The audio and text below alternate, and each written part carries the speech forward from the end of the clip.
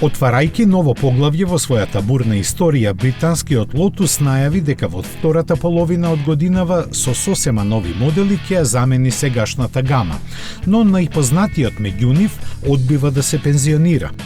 Тоа е двоседот Елис, кој представен пред цели 25 години го среќаваме под повеќе имиња. Неговата лесна конструкција со применети гениални инженерски решенија го направи жива легенда, чии предности и други производители посакаа да ги искористат. Меѓу десетина такви се и Тесла, чија прва генерација на моделот Roadster е базирана на него, како и Opel Speedster, кој Lotus за германската компанија го произведуваше од 2000-та до 2005-та. Базиран е на лесна алуминиумска конструкција на која е надградена каросерија од фиберглас, заради што во изворната верзија тежеше само 725 килограми. Заедно со спектакуларната управливост, тие му обезбедија до денес ненадминати возни својства. Тоа е картата на која игра раководството на Lotus, кој објави дека е отворено да ги отстапи алатите и технологиите на некој друг кој е подготвен да продолжи да го произведува.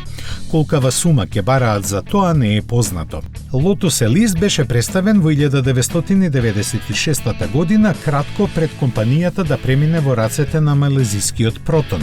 Од 2017-та таа е под капа на кинескиот Geely, кој за неа замисли една поинаква иднина во која нема место за Elise, колку и да е добар. Тие веќе се договорија со Рено за заеднички развој на спортските модели на Alpine, кои ќе бидат електрифицирани.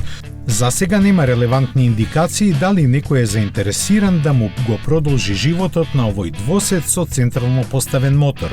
Од порано Lotus веќе објави дека од 2028 година ќе произведува само електрични возила и дека со инвестиции од 2 милиарди фунти ќе ги зголеми своите капацитети од околу 1500 на 10.000 возила годишно.